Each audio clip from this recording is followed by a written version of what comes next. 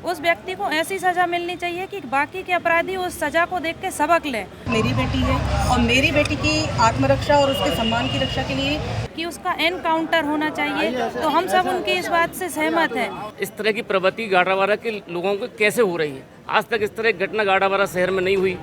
मासूम बच्ची के साथ जबरदस्ती दुष्कर्म किया गया। गाडरवारा नगर में 18 वर्ष की मासूम बच्ची के साथ जबरदस्ती दुष्कर्म किया गया। इस घटना से नगर दहशत में है।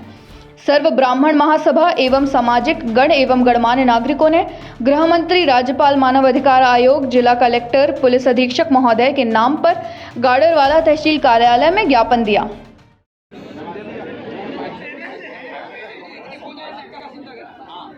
बालिका अत्यंत गरीब परिवार की है, उसके पिता नहीं है। परिवार में केवल मां एवं बालिका है।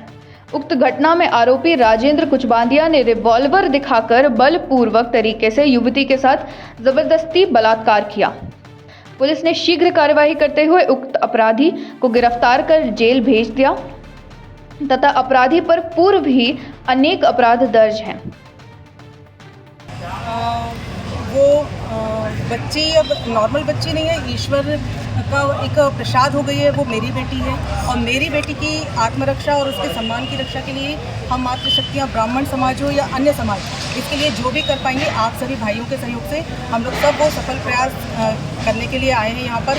उसकी एक जो आत्मरक्षा और उसके सम्मान की रक्षा है, उसको जो भी हम लोगों के साथ हम लोगों का प्रयास हो सकेगा, शासकीय और अशासकीय उनके परिजनों के लिए जो भी सहयोग हो पाएगा वो हम लोग करने के लिए तैयार हैं। और इसके लिए हम सब इकट्ठे हुए हैं और हमारे समाज की बच्ची हो या किसी भी समाज की बच्ची, उसके साथ ऐसा कोई भी घटनाक्रम होती है तो वो बच्चियाँ अकेली नहीं हैं, हम सब मातृशक्तियाँ उन बच्चों के साथ हैं। क्या संदेश देना चाहेंगी आप जो बालिकाएं शिकार हो रही हैं लंबे समय से? सबसे पहली बात तो ये एक विकृति है समाज की कि ऐसा जो भी युवा वर्ग भटक रहा है, उनके भटकने का कारण आप लोगों को भी खोजना चाहिए कि नशा या ऐसे अन्य कारण हैं जिनमें वो लिप्त होकर ऐसी घटनाओं को अंजाम देते हैं। तो सबसे पहले तो आप सबका भी सहयोग चाहिए कि हमारी युवा पीढ़ी को आप लोग सद्मार्ग पर लाएं और नशे से दूर रहने की अपील करें। दूसरी चीज़, ऐसी विकृति उस समय उसके मन में ऐसा क्या चल रहा था जो व्यक्ति ने ऐसी घटना कारित की है, तो उस पर चूँकि अब माननीय न्यायालय के समक्ष में वो प्रकरण है और जो भी होगा उसके लिए न्यायालय अपने सक्षम न्यायालय जो काम करेगी वो हम सबके सामने ही आएगा। लेकिन मेरी मातृशक्तियों से, बहनों से, बच्चों से अपील है कि वो इतनी मजबूत बने मन से कि आर्थिक विसंगति, पारिवारिक अक्षमता मायने नहीं रखती जितना आत्मविश्वास और अपनी खुद की ताकत मायने रखती है। ऐसा कुछ होता तो बिल्कुल खुल के विरोध करें, ना समाज का डर हो और ना किसी प्रेशर या कोई किसी ऐसा दबाव का डर हो। खुल के अपनी बात रख सकें, अपनी वेदना व्यक्त कर सकें और अपने परिवार और मित्र परिवारों को साथ में लेके इस लड़ाई को लड़ने के लिए सामने खड़े हों। अपराधी अगर जमानत में रिहा हो गया तो पीड़ित परिवार को बलपूर्वक भय में डालकर गंभीर वारदात कर सकता है या उसके खिलाफ हुए मामले के साक्ष्यों को प्रभावित कर सकता है। प्रकरण अत्यधिक संवेदनशील है, इसलिए उक्त प्रकरण में आगे कार्यवाही ठीक से हो सके, इस हेतु अतिशीघ्र मामले की विवेचना पूर्ण होकर चालान अतिशीघ्र न्यायालय में प्रस्तुत करवाएं, जिससे प्रकरण तथा शीघ्र कार्यवाही हो सके। प्रकरण की विवेचना में अत्यधिक विलंब होता है तो आरोपी एवं उसका परिवार, पीड़िता एवं उसके परिवार को दबाव डालकर संपूर्ण प्रकरण की विवेचना को दूषित कर सकता है या पूरे परिवार के साथ कोई भी गंभीर घटना कर सकता है। वहीं दूसरी ओर वकीलों के यूनियन के द्वारा यह घोषणा की गई है कि अपराधी के पक्ष में कोई वकील पैरवी ना करे। गाडरवारा में इस घटना को लेकर काफी आक्रोश है।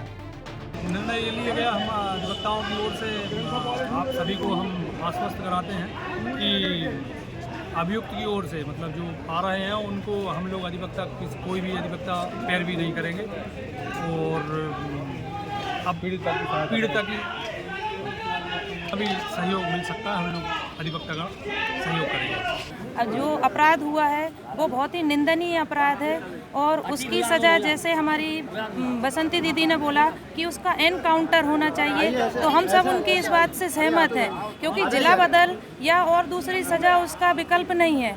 उस व्यक्ति को ऐसी सज़ा मिलनी चाहिए कि बाकी के अपराधी उस सज़ा को देख के सबक लें और उनकी रूह कांपे। कभी भी कोई अपराधी कोई कार्य करे तो वो उसको 4 बार सोचें कि हमें ये नहीं करना है, और उनकी जो ज़मीन और जो भी उनका संपत्ति है उसको भी जब्त किया जाए। नहीं, घटना अभी विगत दिनों ये अपराध गाड़ावारा शहर में हुआ है।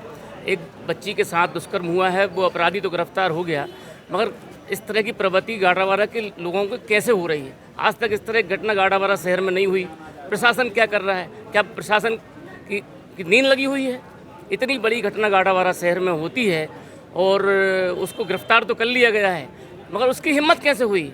इस तरह के लोगों को बढ़ावा कौन दे रहा है कि आज इतनी बड़ी उस बच्ची के साथ घटना हुई है?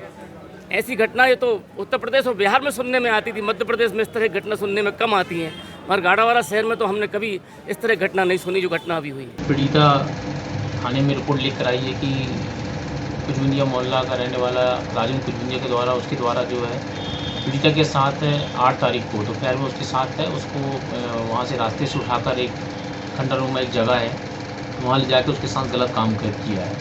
जो थाना गाड़ावारा में जो है प्रार्थी की रिपोर्ट पर अपराध क्रमांक 424/23 धारा 376, 365 के साथ और भी धाराएं जो उसको धमकाने के लिए लगाया कि आप रिपोर्ट करने नहीं जाओगे, तो उसकी धमकाया था। तो उसके लिए 376 के साथ 354 उसके पहले भी उसका छेड़छाड़ी की थी, एक दिन रोके टोक के धारा 365, 190, 506 के अंतर्गत जो है IPC के अंतर्गत अपराध पंजीबद्ध और विवेचना में लिया गया, क्योंकि मामला बड़ा संगीन था। तो आरोपी को जो तत्काल टीम गठित करके जो है घेराबंदी करके आरोपी को गिरफ्तार किया गया है और माननीय न्यायालय प्रस्तुत करके उसको जो है जल्द दाखिल किया गया है। कुछ पुराने भी रिकॉर्ड हैं अपराध के सर? हाँ, आरोपी जो है उसके राजन कुजबुंदिया जो है इसके विरुद्ध में और भी अपराध हैं और इसे जो है कुछ बॉडी संबंधी भी ऑफेंस रहे हैं। पूर्व में जिला बदल भी हुआ है, जिला बदल को उल्लंघन करने पर भी ये धारा 14 की कार्रवाई राजस्व के अंतर्गत हुई थी, उसके विरुद्ध जो कार्रवाई है फिर से जो है उसको हम कड़ी से कड़ी एक बॉन्ड ओवर की कार्रवाई करा के और फिर पुनः जो है जिला बदल के लिए प्रस्तावित कार्रवाई की जाएगी इसके लिए।